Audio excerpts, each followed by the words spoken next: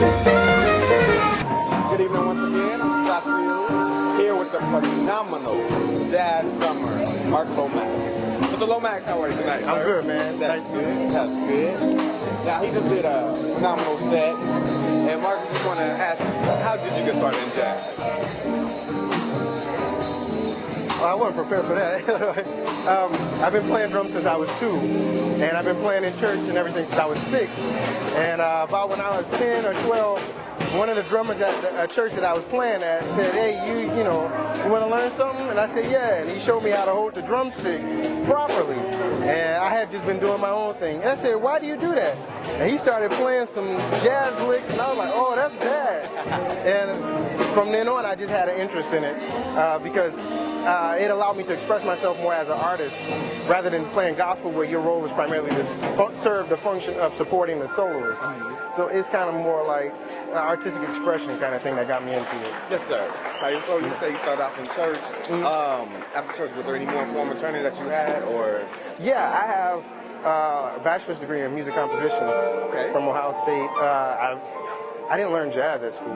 You can't. It's impossible. But I've played and toured with the Marcellus family. I played with Clark Terry, and you just learn from older guys. It's an oral tradition that we have, and you can't learn that in school from a book. So you got to get out there and find some old guys that have been playing, 20, 30 years or more, and just learn from watching and listening. That's how I learn. Now that's a good point when you say you can learn in school about jazz. What would be your definition of jazz? What is jazz to you? Personal expression. Personal expression. Just tell the truth. And the whole question about formal training suggests that learning in an African or African American aesthetic is not formal. It just depends on what lens you're looking through. If you're looking for a European aesthetic, then formal training suggests that you get a private teacher, you go to school, you get your degree.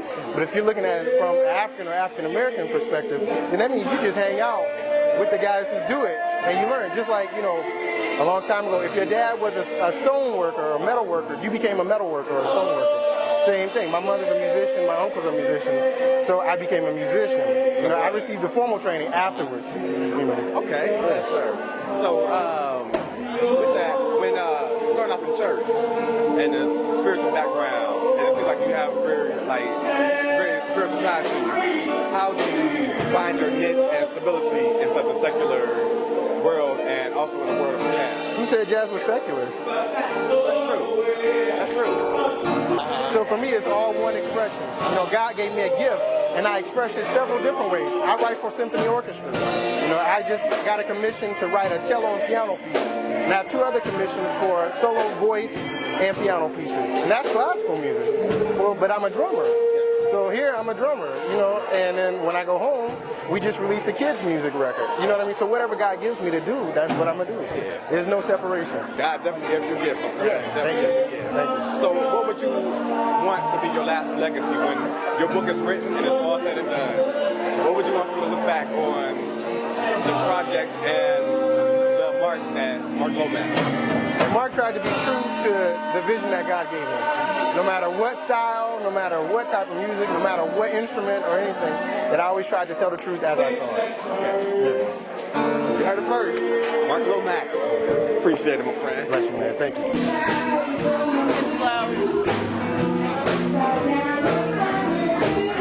Hey, we are listening to Miss Thelma Massey.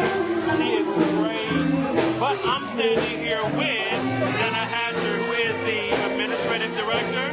Executive director. Executive director, I stand corrected. Ms. Hatcher, if I may ask, how do you feel tonight? Oh, I'm so proud that we pulled it off. We were working to the very last minute, but it happened. So. Wow.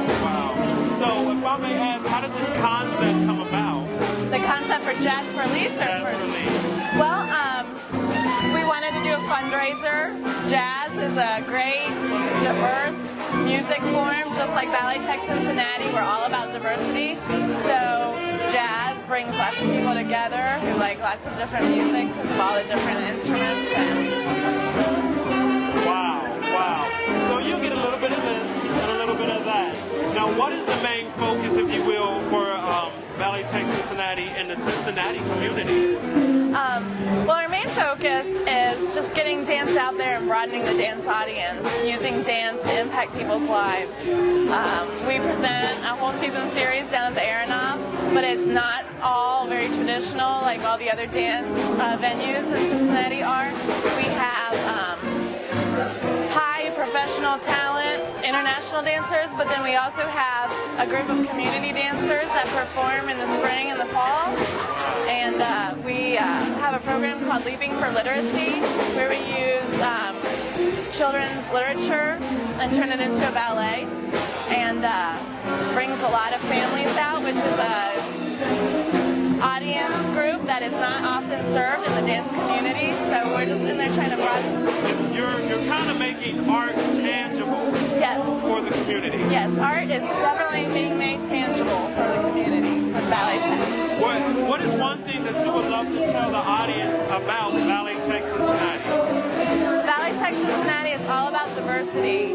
We want you to come and dance whether you feel like you can or not. Come try. We've got classes, and if you're not willing to try a class, come see a performance and see what you like.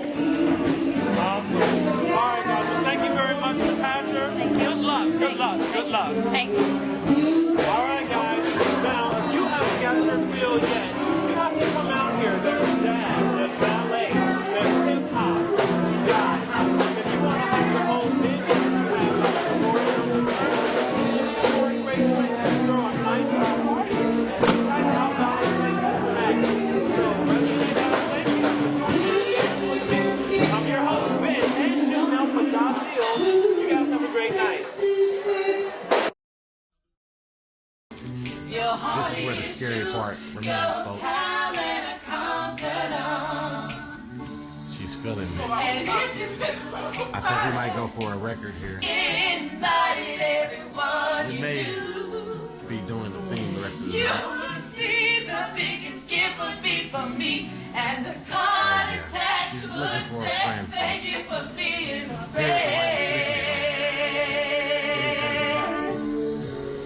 Here's If you threw a party, now we have Ronan and Monica you knew, in the Why You Sleeping Zone. you would see.